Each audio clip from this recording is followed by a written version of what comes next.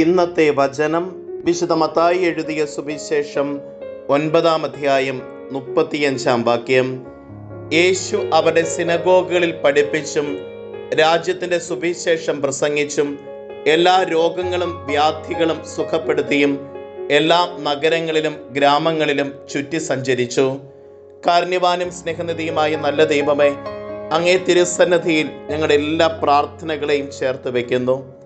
ഈശോനാഥ, എല്ലാവിധത്തിലെ രോഗങ്ങളിൽ നിന്നും വ്യാധികളിൽ നിന്നും ഞങ്ങൾക്ക് വിടുതൽ നൽകുകയും ഞങ്ങളെ സൗഖ്യപ്പെടുത്തുകയും ചെയ്യണമേ. അമ്മേ മാതാവേ, ഞങ്ങൾക്ക് വേണ്ടി മാധ്യസ്ഥം യാചിക്കണമേ. നമ്മുടെ കർത്താവ് ഈശോ മിശിഹായുടെ കൃപയും പിതാവായ ദൈവത്തിൻ്റെ സ്നേഹവും പരിശുദ്ധാത്മാവിൻ്റെ സഹവാസവും നാം എല്ലാവരോടും കൂടെ ഉണ്ടായിരിക്കട്ടെ, ഇപ്പോഴും എപ്പോഴും എന്നേക്കും.